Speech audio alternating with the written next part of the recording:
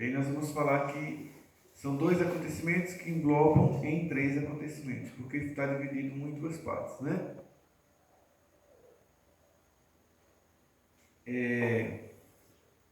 Eu gostaria de falar, quantos já ouviram falar aqui na história do dilúvio, que destruiu todo o planeta Terra? A história de Noé. Acho que a maioria já ouviram, né? Essa já. Já viu, né? Ah, é. Muito bem. Parabéns para a sua professora. De vez em quando historinhas interessantes para você. Então, a história do dilúvio, ela começou quando Deus olhou para a terra e toda a humanidade, diz a Bíblia, no livro de Gênesis, no capítulo 6, estava corrompida. As pessoas que tinham nascido naquela época e eles cresceram e eles tinham se corrompido pelo pecado. Vocês sabiam que quando houve o dilúvio, ainda existiam as pessoas vivas que tinham conhecido Adão? Quantos sabiam disso? Quando o dilúvio aconteceu, tinha pessoas que estavam vivas que tinham conhecido Adão, conviveram com Adão cara a cara. Um outro detalhe: antes do dilúvio, as pessoas que viviam naquela época, eles sabiam aonde era o Jardim do Éden. E eles podiam até chegar bem próximo da porta do Jardim do Éden. Eles não se aproximavam tanto, sabe por quê?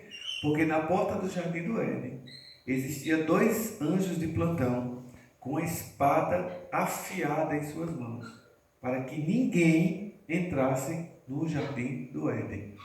Mas de longe, por cima das colinas, eles podiam contemplar a beleza do Jardim do Éden. E Adão contava as belas histórias, inclusive a história da criação. Como ele acordou quando Deus soprou nas narinas dele. Quando Deus o fez adormecer e criou Eva. Adão contava por sua própria boca a história para aquelas pessoas. Só que quando Noé começou a construir a arca, Adão não estava mais vivo. E um dos homens que eram tementes a Deus e que tinha convivido cerca de 360 anos junto com Adão era Matusalém. Quantos sabiam disso? Matusalém viveu junto com Adão cerca de 360 anos. Alguém sabe aqui com quantos anos Matusalém morreu? Matusalém sabia. O mais velho que deu na Terra, né? O mais Foi velho. o homem que mais já viveu nessa terra, que está registrado na Bíblia. Né? A gente não sabe se teve uma outra pessoa que viveu tanto. 969 anos viveu Matusalém. Adão viveu 930 anos e morreu. E gerou filhos e filhas. Matusalém morreu no ano em que aconteceu o dilúvio. Matusalém morreu alguns meses antes do dilúvio. Quantos sabiam disso aqui? Quantas informações preciosas que os irmãos não sabiam. E essa semana nós vamos estudar alguns temas que vão trazer não novos conhecimentos, mas vão aprimorar os nossos conhecimentos dentro do conhecimento que nós já temos. Tudo isso está englobado na história do dilúvio. Matusalém trabalhou ardentemente junto com Noé em duas funções: construindo a arca e pregando a volta de Jesus, ou seja, pregando o dilúvio, que era simbolizado mais ou menos como nós estamos pregando hoje a volta de Jesus. Muito interessante isso, né? Só que Matusalém não entrou na arca. alguns meses antes do dilúvio, Matusalém morreu.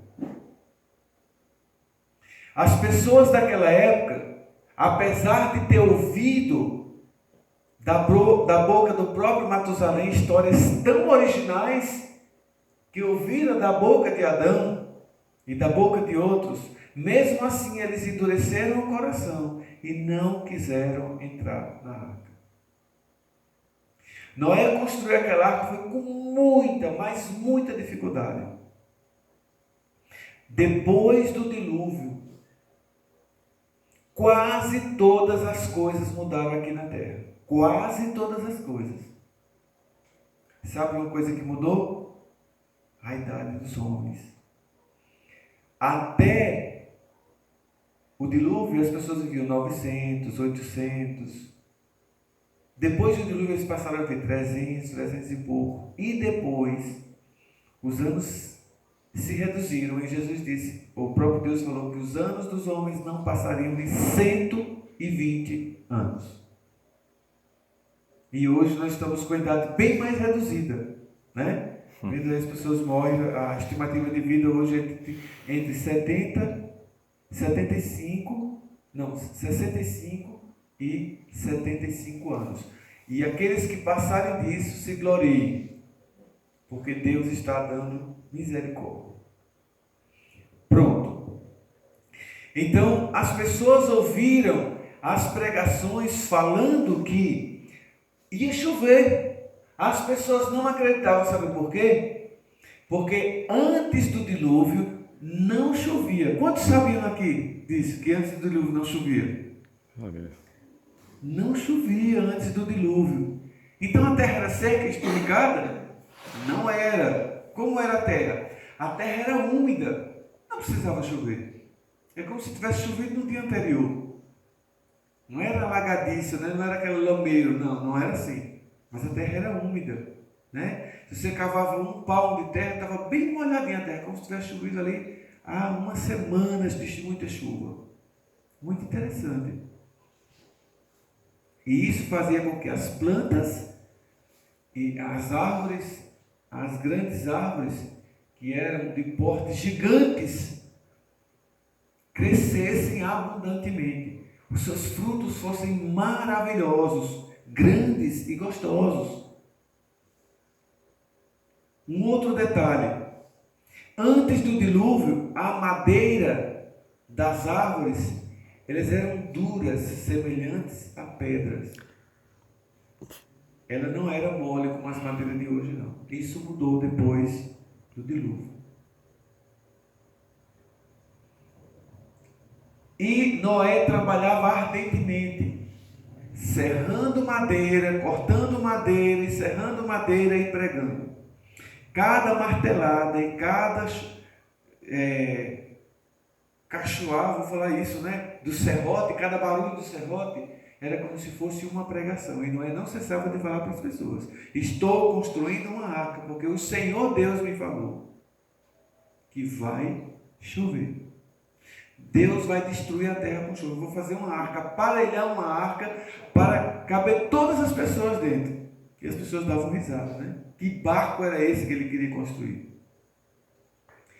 E o modelo do barco, quem deu foi Deus. Altura, largura, comprimento, as divisórias, tudo direitinho. Deus disse como era que era para fazer. Detalhe. Noé estava construindo uma arca para colocar as pessoas que aceitassem a pregação que ele estava fazendo. A verdade que Deus tinha otorgado para ele falar.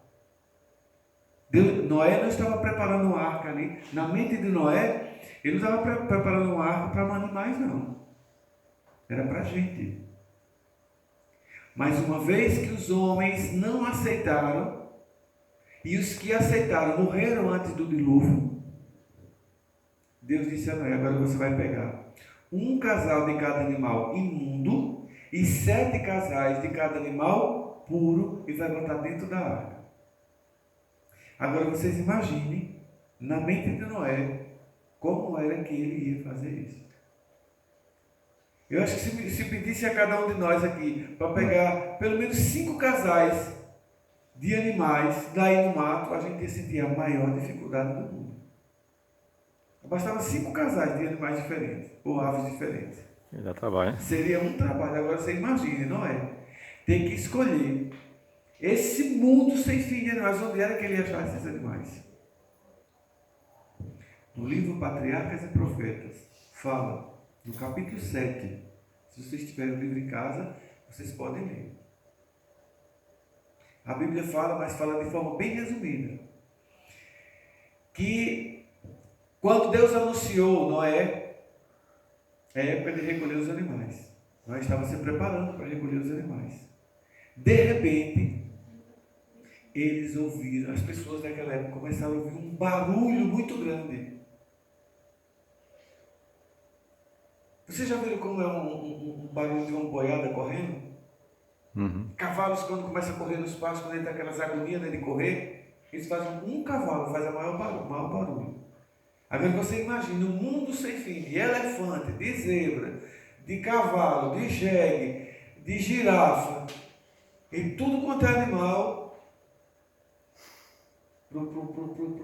correndo para a arca. Era um barulho tremendo. E uma outra coisa, de repente eles começaram a ouvir um barulho no céu como se fosse um vento muito forte.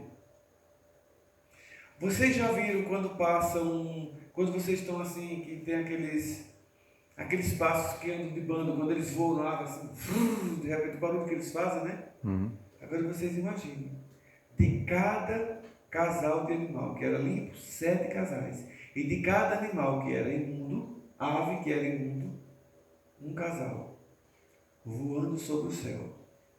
A serva do Senhor disse que o céu enegreceu, ficou escuro de tanto de passarinho e ave que apareceram. Fazia um barulho tremendo. E as pessoas começaram a ver aquilo e acharam estranho. Mas não quebrantaram os seus corações para aceitar que deveria entrar na arca para se salvar. Porque algo de estranho estava acontecendo. Exatamente como Noé falou, estava acontecendo. Um povo sem fé, dona Zezita. Um povo de coração duro, amarrado. E hoje é bem assim mesmo. É parecido. Um povo de coração duro, estava vendo as coisas acontecendo. Aquele homem, uma outra coisa, queridos, um parênteses que eu vou fazer aqui. A serva do Senhor diz que Noé e a sua família eram exemplo de pessoas tementes a Deus. Exemplo de pessoas boas, exemplo de pessoas que eram de coração bons e puros. Eles não deixavam rabo para trás, não, rabo de palha, como a gente fala, né? Eles eram de testemunho vivo. Ele tinha autoridade para falar, porque ele era realmente um homem bom. E as pessoas conheciam que Noé era um homem bom, mas mesmo assim não aceitavam. Ele era um testemunho para todas as nações naquela época, mas não aceitaram. E sabe o que aconteceu? Os pássaros começaram, tinha algumas brechas, alguns buracos entre a parede de madeira e o telhado da arca. As aves começaram a entrar por ali, outras pelas portas, e os animais, de 2 em 2, os casalzinhos, entrando dentro da arca. A serva do Senhor disse que aquela cena era incomparável. Era uma das cenas mais bonitas que os seres humanos daquela época tinham presenciado. Eles ficaram atônitos assim, mas não aceitaram. Ela disse que o coração deles estava tão endurecido, o coração deles estava tão ligado ao pecado, que eles sabiam que para aceitar a mensagem de Noé, eles tinham que deixar o pecado de lado. Eles não quiseram. Eles não quiseram. Eu estou contando essa história aqui para vocês, porque eu quero entrar numa parte agora aqui da história, que é a parte vital, onde eu gostaria de falar para vocês nessa noite. Eu só estou falando aqui para vocês entenderem o quão preciosa foi essa história da Arca de Noé. O quão importante foi para a vida daquela época.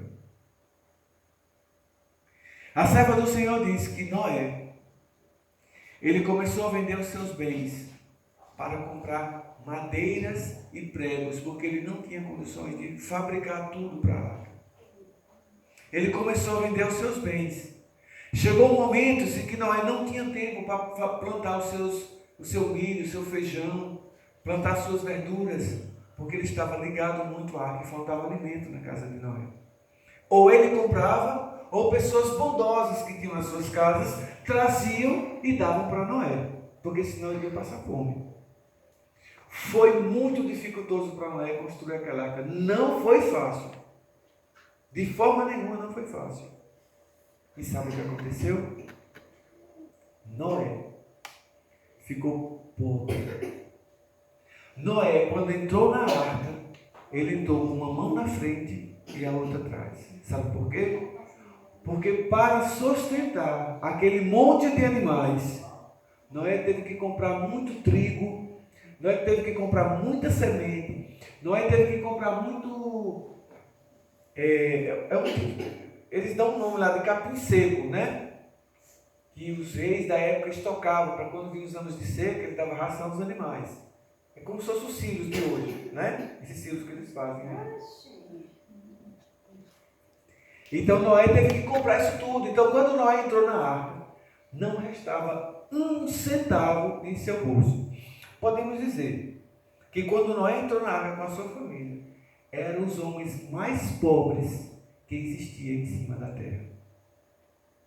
Fora da arca, ficou homens milionários, homens bilionários, homens ricos e homens poderosos. Bastou uma semana, Noé trancado dentro da arca. E a Bíblia diz que os homens casavam, os homens comiam, os homens bebiam, os homens casavam e os homens davam em casamento. Era uma festa só. E esse povo amangado a cara de Noé, porque Noé estava dentro da arca com a sua família há uma semana e nada acontecia. Nada acontecia.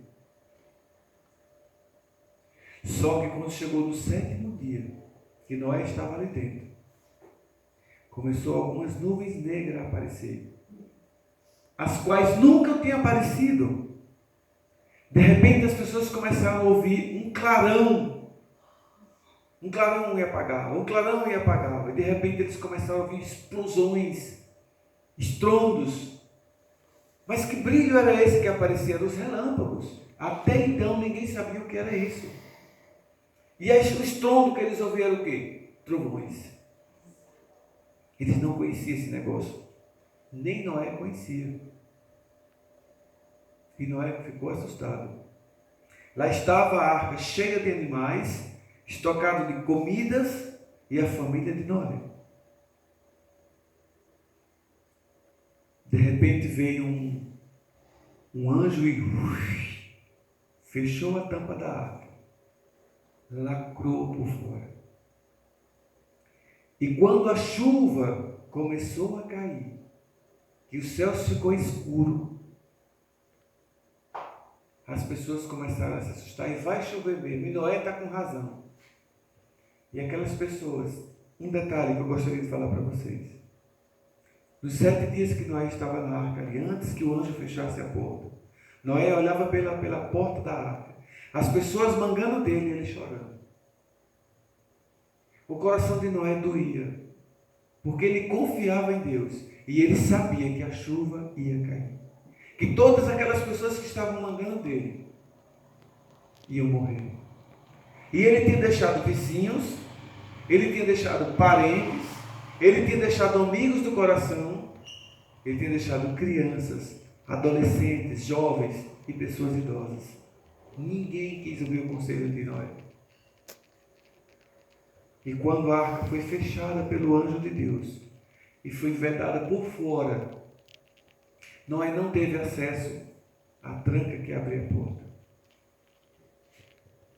Só quando chegou o período de Noé sair da arca, foi que Noé sacudiu a tampa da arca e percebeu que a tampa estava aberta. Um anjo foi lá e abriu de novo. Por que a arca não ficou aberta? Porque na hora do desespero, na hora da agonia, vou explicar para vocês. Diz o livro Patriarcas e Profetas, capítulo 7, que mães amarravam os seus filhos em varas altas e levantavam os seus filhos, dizendo: Noé, batendo na porta: abra a porta, Noé, salva pelo menos o meu filho. E a criancinha lá chorando, né? E outros, na tentativa de escapar, corriam e subiam os montes. Subiam nas árvores mais altas, as árvores daquela época, não eram como as árvores de hoje, não. Eram árvores gigantescas, grossas, frondosas. E as pessoas subiam nas árvores, até no topo lá em cima, tentando escapar. Mas a serva do Senhor diz que não foi somente a chuva que caía do céu, foi uma chuva muito forte, a qual nunca houve. Mas o que aconteceu é que as fontes das águas que existiam no subsolo explodiram. Ela disse que essas águas, quando elas saíam da terra, elas saíam com grande força, que arremessavam pedras gigantescas, em alturas gigantescas, e toda a terra foi destruída. Lá estava dentro da arca o homem mais pobre, com a sua família, que tornasse a família mais pobre da terra. Os homens ricos que ficaram fora, agora não restava um sequer. 40 dias e 40 noites, a terra choveu sem parar. As nuvens derramaram um torrencial de água, o qual nunca houve nem parecido. Não restava um ser vivo sobre a terra. E o pobre homem com a sua pobre família lá dentro da arca. Vou dizer uma coisa para vocês. A serva do Senhor diz que a arca que Noé aparelhou nunca seria possível resistir àquela tempestade. Nunca. Aí você me pergunta: e por que ela não afundou? Porque Deus tinha designado anjos para sustentar a arca enquanto ela sacudia de um lado para o outro, abalado pelas águas da terra. Lá estavam legiões de anjos segurando a arca, porque pela força da própria arca, ela não seguraria. E aqui eu gostaria de dizer uma coisa para vocês, queridos.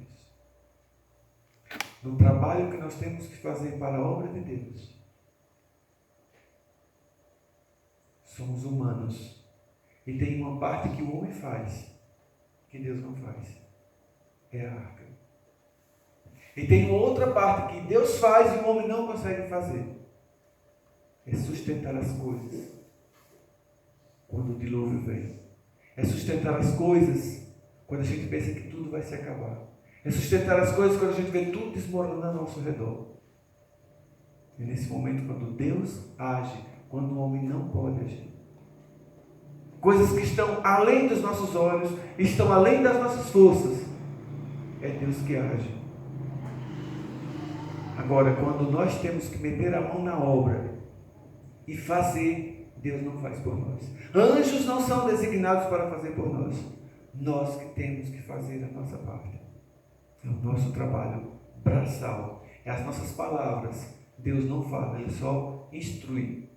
Mas Ele não fala por nós. Anjos não falam por nós. E o que eu gostaria de ressaltar nessa noite, queridos, que aqui está Gênesis, capítulo 6, no versículo 22. Eu gostaria que vocês abrissem as Bíblias de vocês. Gênesis, capítulo 6, versículo 22.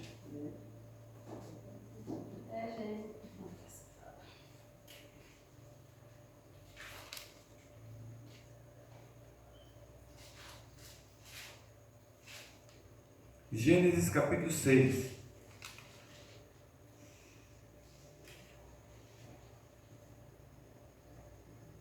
Versículo 22.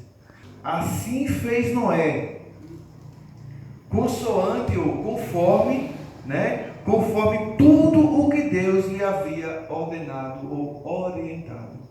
Aqui estava um homem dentro da arca, que cumpriu fielmente o pedido de Deus. Entrou dentro da arca, pobre, sem um centavo no bolso. Não deixou nenhuma herança, um centavo de herança para trás ele não deixou. Investiu tudo que ele tinha. Mas vou dizer uma coisa para vocês. Sabe o que foi que Noé investiu? Naquilo que salvava. Ele investiu seu tempo e todo o seu dinheiro, ficou sem nada, mas ele investiu numa coisa que era capaz de salvar a vida dele. Ele não investiu em coisas fúteis, como os homens que ficaram fora da arca, continuaram investindo em casamentos, em comida e em bens materiais. Todos morreram, todos pereceram. Agora Noé investiu tudo o que ele tinha naquilo que poderia salvar a sua vida. E nós precisamos aprender que nós temos que investir em tantas coisas na vida, mas o que nós não podemos esquecer é que todas essas coisas têm que nos levar à salvação. Se eu estiver investindo um centavo, eu vou dizer um centavo, que hoje não serve para nada. Não compra nada um centavo. Se você quiser comprar qualquer uma outra coisa, você tem que acumular muitos centavos. Mas se você investir um centavo em coisa que não salva, desista. Porque não é investimento justo. Não é investimento que lhe dá alguma coisa. Não lhe dá retorno. Roupa salva? Salva. A depender como você use ela. Calçado salva? Salva, a depender como você use ele. Bens materiais salva? Salva, depende como você use ele. Porque tem pessoas que usam os seus bens para abençoar outras pessoas. E tem pessoas que usam o seu bem para humilhar outras pessoas. Esse tipo de bem é maldição. E aquele outro tipo de bem é bênção na vida de qualquer pessoa. No que tem daqueles que chegam perto dele. Entende, queridos? Nunca vamos investir em coisas que não salvam. Se eu estiver investindo um centavo em alguma coisa que me afasta de Deus, é melhor eu não investir. Investir naquilo que me leva para Deus. Amém. Eu gostaria de que vocês fossem agora para o livro de João, no capítulo 3.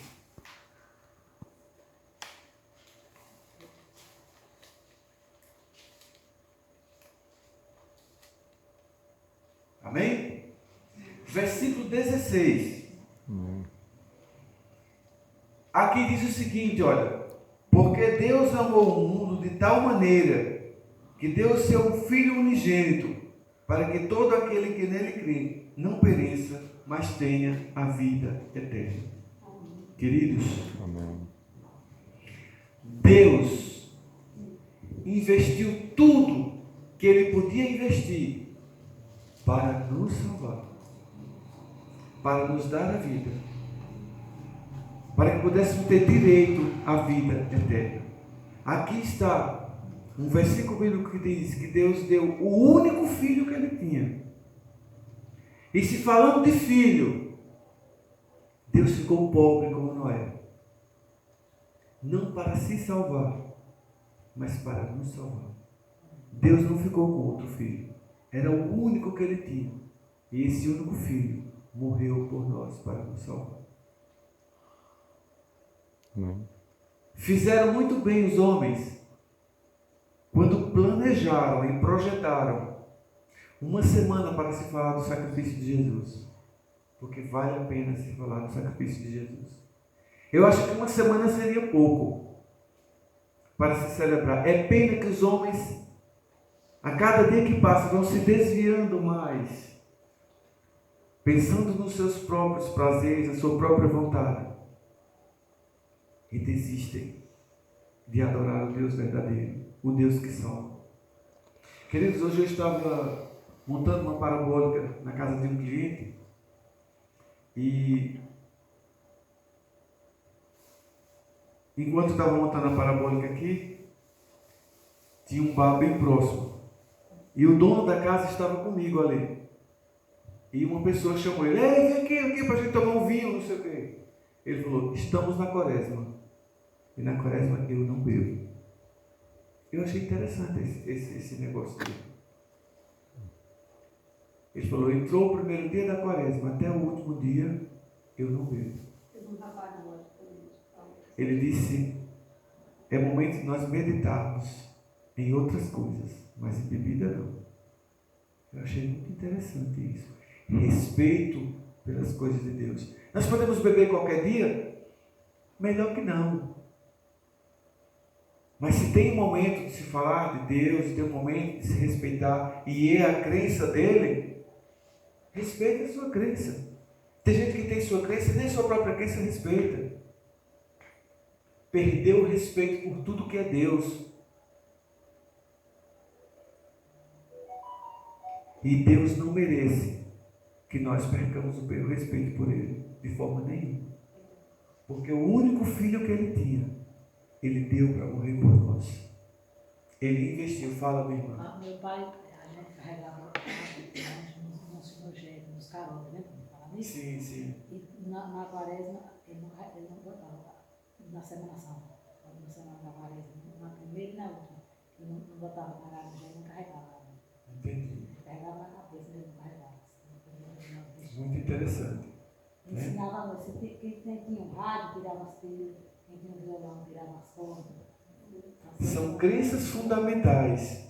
Ou seja, para que não houvesse alegria naquele dia, momento de meditação. Muito interessante isso aí. Queridos, hoje é quarta-feira. É o primeiro dia que nós estamos meditando sobre esse grande acontecimento que foi o nascimento de Jesus e depois a sua morte. Hoje nós tocamos no primeiro assunto, em que Noé investiu tudo para se salvar. Preste atenção. Noé tinha amor à sua vida. Aqueles homens daquela época não tinham amor à sua vida. Tinham amor aos bens e aos prazeres. Por isso não se salvaram. E agora vem o inverso. Deus, por amor a mim e a você, Ele deu tudo o que Ele tinha para nos salvar. Isso se chama amor. Isso se chama compromisso. Isso se chama saber o que quer. Querido, às vezes nós, com as nossas lidas, com os nossos problemas, com as nossas dificuldades que temos, com os nossos erros, né? Com os nossos desacertos, às vezes a gente se sente um lixo, às vezes a gente se sente um nada. Mas quero dizer uma coisa para vocês. Nós valemos o amor de Deus e o sangue de Jesus. Foi por amor a nós que Deus deu o seu único filho para derramar o seu sangue para nos salvar. Então nós somos muito preciosos. Não somos uma coisa qualquer não. Nós somos muito preciosos. Além de sermos criados à imagem e semelhança de Deus, Deus nos ama e deu o seu único filho para nos salvar. Que nós possamos meditar nessas palavras que ouvimos hoje e que o Espírito Santo faça o trabalho que nós não conseguimos fazer, que é tocar o nosso coração, fazer o nosso coração sensível à palavra de Deus e aos apelos que Ele faz por nós. Amém? Amém. Que Deus nos abençoe. Nós temos uma música. Um assunto muito interessante, que é paliatório. Exemplos de Deus para a nossa vida. Nós possamos dar valor àquilo que é de Deus. Vamos orar então. Santo e amado Pai, nós te agradecemos, Senhor, porque o Senhor é o nosso Deus. Porque o Senhor, Pai, deu o seu único filho para morrer por nós. Preciosa é a tua graça. Precioso é o teu amor sobre nós. E pedimos ao Pai a luz dobrada do Espírito Santo sobre cada um dos teus filhos. Nós possamos voltar para nossas casas, tendo a certeza de que o Senhor esteve conosco aqui. Abençoa, Pai, os teus filhos. Nos guarda e nos traz amanhã de volta. Te pedimos em nome de Jesus. Amém. Amém. Amém.